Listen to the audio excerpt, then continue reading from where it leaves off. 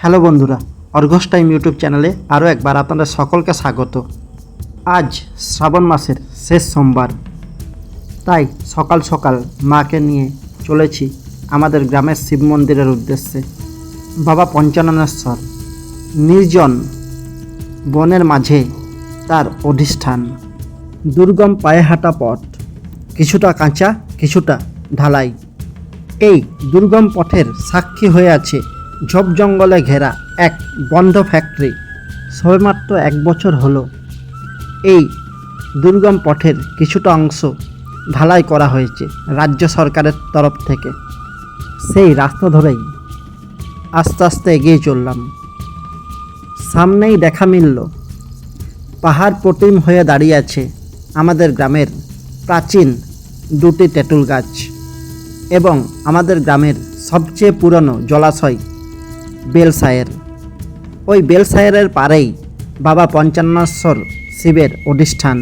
ইতিমধ্যেই আগমন ঘটেছে নন্দী মহারাজের। গত পরশুদিন যাগযজ্ঞ সমেত আড়ম্বরে তাকে প্রতিষ্ঠা করা হয়েছে।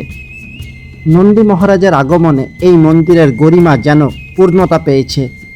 এরপর চিরাচরিত প্রক্রিয়ায় মায়ের নারকেল ভাঙার পালা। একবার ঠুকে মা কোনোদিনই নারকেলটা ফাটাতে পারে না। এরপর প্রদীপ জ্বালিয়ে চন্দন ঘষে শুরু হলো পুজোর পালা। মা প্রচণ্ড নিষ্ঠার সঙ্গে ভীষণ পরিপাটিভাবে পুজোটা করেন। দুধ, চন্দন, ঘি, মধু, বেলপাতা ইত্যাদি দিয়ে পুজো। ভক্তি এবং নিষ্ঠার যেন এক সংমিশ্রণ। মন্দিরে কোনো পুরোহিত থাকে না। যেহেতু এটা আমাদের গ্রামের মন্দির, তাই এর রক্ষণাবেক্ষণ এবং পুজোর দায়িত্ব আমাদেরই। মন্দিরটি নিবিড় অরণ্যে হওয়ার দরুন এখানে লোকজনের যাতায়াত খুব একটা নেই। আমার ব্যক্তিগতভাবে এমন নির্জন মন্দির খুব পছন্দের, কারণ এই ধরনের নির্জন মন্দিরগুলিতে ধর্মকে কেন্দ্র করে কোনো ব্যবসা হয় না।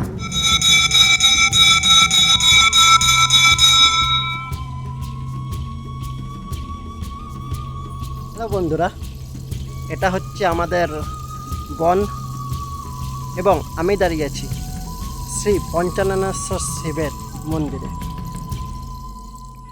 একটা পুরনো এবং ঐতিহাসিক মন্দির। ইতিমধ্যেই গত পরশুদিন আমাদের এই শিব মন্দিরে একজনের আগমন ঘটেছে। আমার পিছনে দেখতেই পাচ্ছ তোমরা, নন্দী মহারাজ।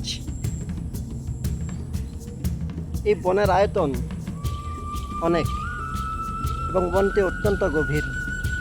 এক সময় আমাদের গ্রামের বসবাস ছিল, আমাদের গ্রামটি এখানে ছিল। তার অসংখ্য ধ্বংসাবশেষ পাওয়া যায় এই বনের মধ্যে। বাবা পঞ্চাননেশ্বর শিবের পুজো সেরে মা এখন নন্দী মহারাজের পুজোতে ব্যস্ত।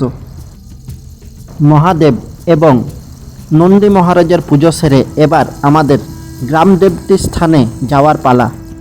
আমাদের গ্রামের ইষ্ট দেবতা। জায়গাটি যেমন রহস্যময়ী তেমনি বিপজ্জনক এবং জঙ্গলাকীর্ণ, তাই মাকে যেতে বারণ করেছিলাম।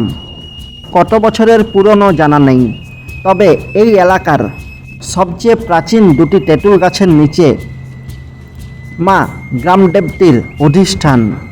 জায়গাটিতে আসলে যেমন ভক্তি আসে, তেমনি প্রতি পদক্ষেপে থাকে সাপের ভয়। অতীতে যখন চিকিৎসা ব্যবস্থা অতটা উন্নত ছিল না, মহামারীতে প্লাবিত হয়ে যেত গ্রামের পর গ্রাম, কিংবা তখন নির্মম প্রকৃতি বয়ে আনত খরা, দুর্ভিক্ষ, গ্রামবাসী ও আশেপাশের মানুষ শরণাপন্ন হতেন এই দেবতার। সুফল মিলত তৎক্ষণাৎ।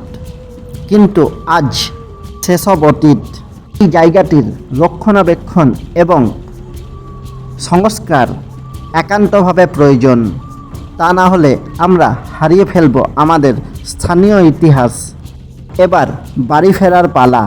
জাগ্রত দেবতাকে নমস্কার করে পা বাড়ালাম বাড়ির উদ্দেশ্যে। তো বন্ধুরা, আজ এই পর্যন্তই। দেখা হচ্ছে পরবর্তী ভিডিওটিকে লাইক করুন, চ্যানেলটিকে সাবস্ক্রাইব করুন এবং কমেন্টে মতামত জানান যে ভিডিওটি কেমন লাগলো।